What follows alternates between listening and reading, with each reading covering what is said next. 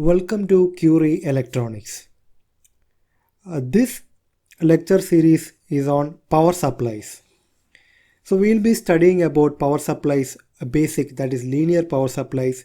Then we will study about switching power supplies, their MATLAB simulation, how to design a buck converter, boost converter, Cook converter, various. So we'll start from the basic and it goes to a higher level. So this is the introduction to power supplies. We are discussing about the DC power supplies. So why do we need power supplies? So most of the electronic circuits, our cell phones or many other washing machine, microwave ovens, these all need power supplies. And here we are learning about the DC power supplies. For working, what is the use of power supplies?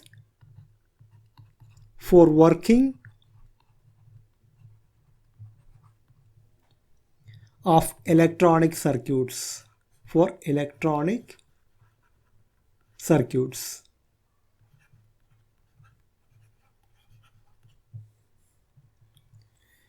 Now there are mainly we can categorize this DC power supplies into two categories. So we are studying about DC power supplies. DC power supplies.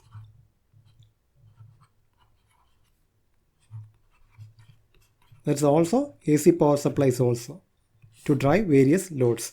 But in this series we are learning about the DC power supplies. So mainly there are two types of power supplies. We can categorize them into linear power supplies and switched mode power supplies. Linear power supplies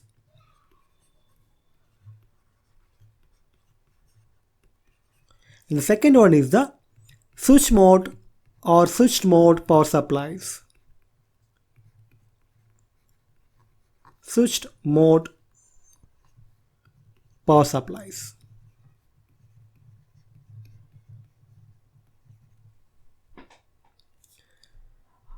Let's see the block diagram of a basic linear power supply. So here our AC input is the input for the power supply, and that comes to usually in the linear power supplies we use a transformer to step down or step up the voltage. Transformer to step up or step down the voltage, and that the output of this transformer goes to the rectifier.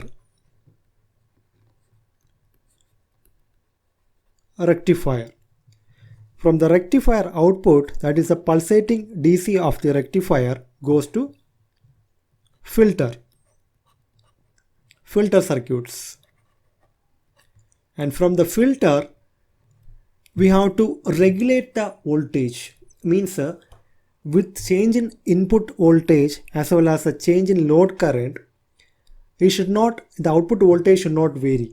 So we need a regulator. This is a linear regulator, and this output goes to load. So here to this output we will connect to load. So this is the block diagram of a regulated power supply. Now if you want to see the waveform, so input is going to be a sine wave, and the transformer output, from the transformer output we will get a step up or step down. Same sine wave we will get it. You'll get a sine wave. And the rectifier output, it is a pulsed DC. If it is a full wave rectifier, we will get a waveform like this. Then this filter output is going to be a smoothened. Ideally we can say it is a perfect DC. And anyway, after the regulation we should get a perfect DC. This is the basic diagram. Now we'll see each what are the main functions of each of these blocks. The first one is the transformer.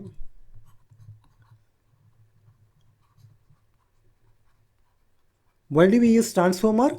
That is to step up or step down the voltage. Step up or step down the voltage. But the power is going to remain constant. And what else we can get? We can get an isolation also. To isolate the mains power supply from the output of the ground. We can separate the ground. So it's a isolation. To isolate the mains line from the circuit. Isolation also we get. So that is the main function of this transformer. After that, what is a rectifier? I told you rectifier, one block. What is it? A rectifier. This rectifier converts AC to DC. Simple function, converts alternating current to direct current, that is AC to DC. And the linear power supply, we have different types of rectifiers, that is half wave rectifier,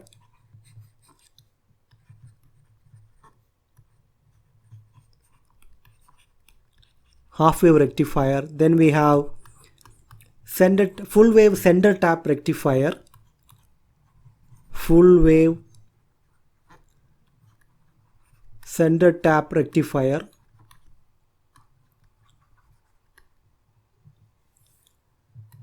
full wave center tap rectifier,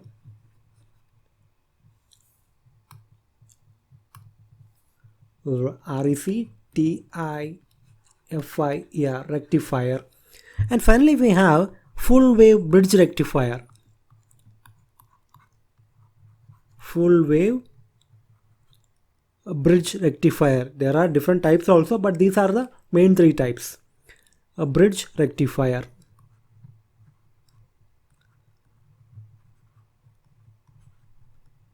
Full wave bridge rectifier. So this rectifier converts AC to DC. Already you have seen the waveform. So AC to DC means, see, this is the input to the rectifier. We have a rectifier here, rectifier block, and the time and the voltage axis. If we give a AC signal, if it is a full wave rectifier, we will get a output pulsating DC we will get. That is, it will be in only one direction. It is in the positive direction, but it's a pulsating DC is the output. Is the input to the rectifier, and this is the output of the rectifier for a full wave. For half wave it is different. Full wave rectifier. Now what all we have seen? We have seen there is a filter. Now what is the function of this filter?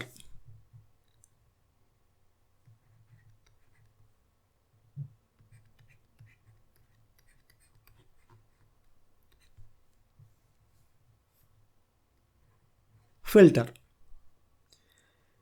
The filter converts the pulsating DC output of the rectifier to pure DC by removing the ripple. So filter converts the pulsating DC to pure DC by removing the ripple. So I'll draw the waveform also. We have a filter here,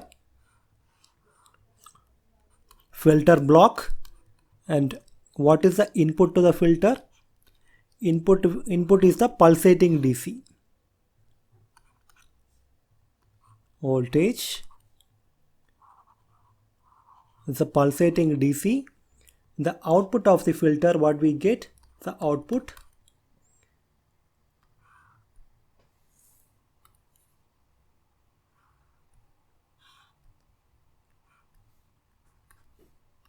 so output is going to be charging, discharging, almost a straight line waveform. So a little more smoothened DC we will get from the filter. And the last block was the regulator.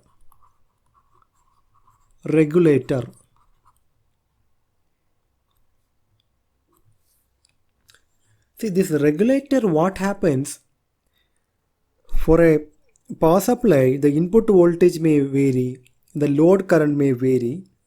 So this regulator take care to maintain a constant output voltage. You might have seen, so you will get a regulator. So the regulator circuit is a type of feedback circuit that ensures that the output DC voltage is maintained constant despite fluctuations in line voltage and load current. So line voltage may vary and load current may vary, but the output voltage should remain same.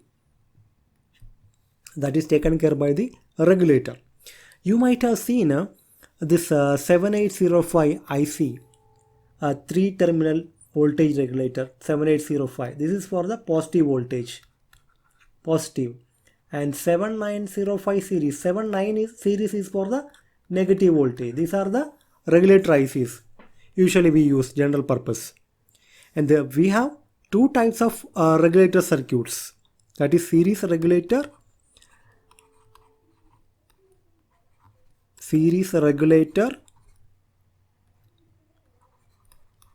and the second one is the shunt regulator. All these we will be learning in detail later, the coming lectures. Shunt regulator. And now after all, these power supplies by mistake go for a short, many things could happen.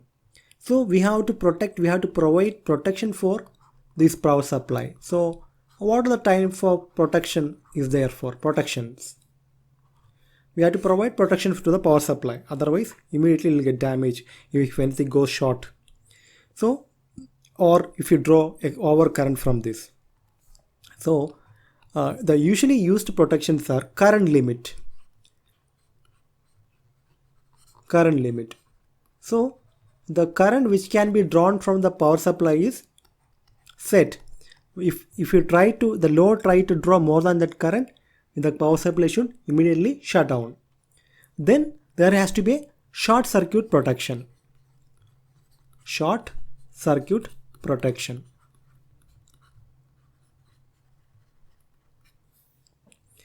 Then there has to be thermal shutdown. If temperature of the linear element increases, we should be able to shut down the power supply to protect it. So that is thermal shutdown.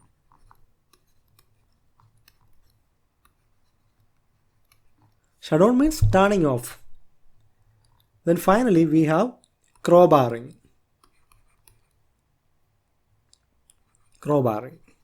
So in the coming lectures we will be learning about all these terms and all these circuits. So in this lecture series we are going to learn from the basics to much complicated and high level design related to the power supplies. So if you like the video, please share with your friends and don't forget to hit the like button. Thanks.